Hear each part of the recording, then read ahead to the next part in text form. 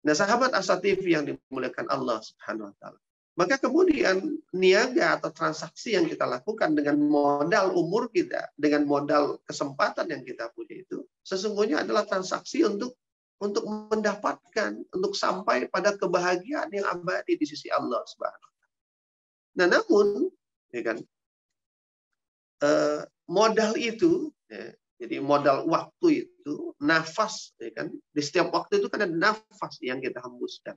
Bahwa setiap nafas yang kita hembuskan di dalam waktu dan umur-umur kita itu, maka dia adalah permata. Kan modal. Modal itu kan sesuatu yang berharga.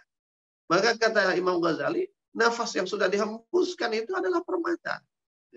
Jadi ketika ibaratnya nih, ketika kita menghembuskan nafas, kita sedang melakukan transaksi. Gitu.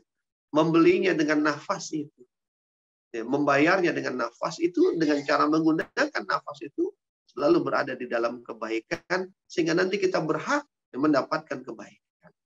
Nah, namun sekalipun nafas itu adalah permata, ketika dia sudah dihembuskan dan sudah selesai transaksinya, sudah selesai hembusan itu digunakan untuk apa? Maka kemudian dia sudah tidak bernilai lagi karena sudah lewat, sudah permata yang sudah digunakan, maka dia tidak lagi bermanfaat.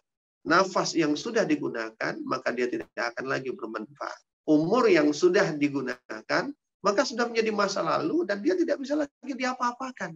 Nggak bisa, kalau bahasa orang Betawi, nggak bisa diapa-apain lagi. Maka sebelum dia tidak bisa diapa-apain lagi, maka gunakan harta berharga kita yang namanya umur, yang namanya nafas itu, supaya betul-betul ditukar dengan sesuatu yang berharga. Sahabat Asa TV yang dimuliakan Allah.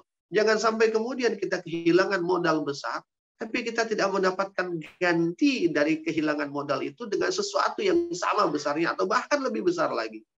Nauzubillah, malah kemudian kita sebaliknya, kita kehilangan modal besar, tapi kemudian kita tidak mendapatkan ganti dari kehilangan modal itu dengan sesuatu yang berharga. Justru malah sesuatu yang akan menjadikan sia-sia atau bahkan menjerumuskan kita ke dalam keburukan yang abadi dan di dalam nerakanya Allah Subhanahu wa taala.